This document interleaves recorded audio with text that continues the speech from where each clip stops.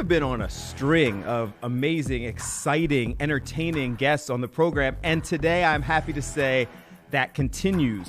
We've got an amazing vocalist, award-winning vocalist who continues to do cool things, continuing to make new music. Now he's on tour. He's performing in Philly and across the country.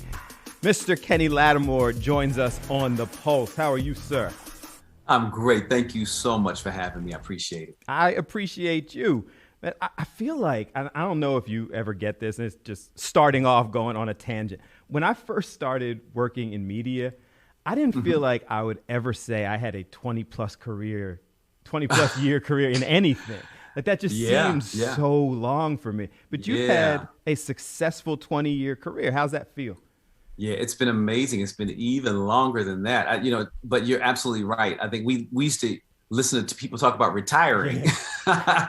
And I'm like, I don't know that you retire from music exactly, or media. It's not something that requires us to, as long as we continue to have the passion for what we do. I think we can do this. And, I told them they can wheel me out in a chair at 80 and I'll still be singing for you.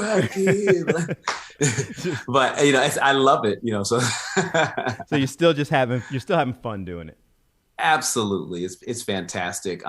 It does get a little more challenging with the maturing of age. And that is, just the physical aspects. I'm still very physical, just like one of the most physical artists that I can think of is Patti LaBelle, Philly's own, and man, she's rolling on the stage, kicking the shoes off, all that kind of stuff. And then it's like, okay, there are times where you may have to change a little bit of that, but what never changes is the amazing voice that she has. So I was like, I want to be like that, Even talking, I got to try to take care of my voice. But you're hitting all kinds of notes like that. Is that a struggle over the years?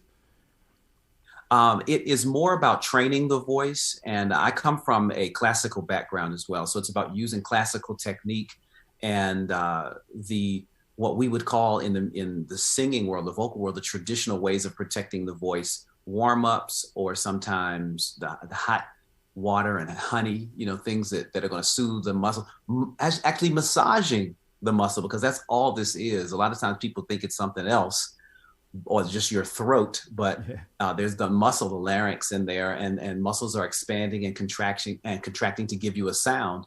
So you do have to take care of that muscle, just like we work out in the gym. We have to be really careful with how we approach things. And then sometimes the ultimate, I tell people, sleep. It's the best thing ever. If I sleep, sometimes I can wake up at any time and just start singing. So aside from the fact that I can't sing a little bit, if it was about sleep, then I would never be a singer, because this job never allows that to happen. I feel like I would be that person scratching through trying to sing a song and be like, oh, man. You're still touring and have some of the songs that are just, people's wedding songs, the love songs. Man, it's one of those things. I feel like I should thank you for men, because you did all the smooth kind of talk and everything. So we didn't have to. We could just say, baby, this is how I feel about you. And it's so funny that you mentioned that. I love it, because that's the way my show is, actually.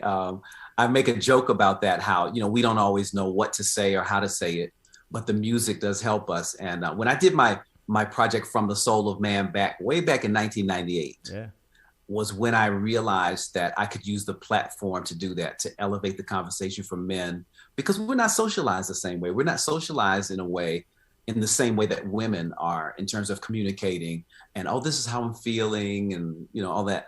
And then to some degree, you just say, we're just not made the same way, period. We're just not created the same way.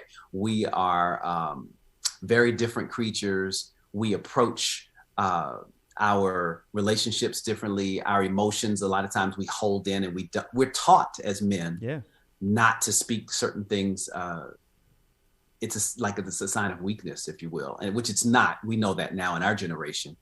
But there are definitely generations where, we grew up thinking you can't cry, you can't do this, you can't do that. It's a sign of weakness in our masculinity. But again, as you mentioned, the music, I think, is helping us to explore our emotions.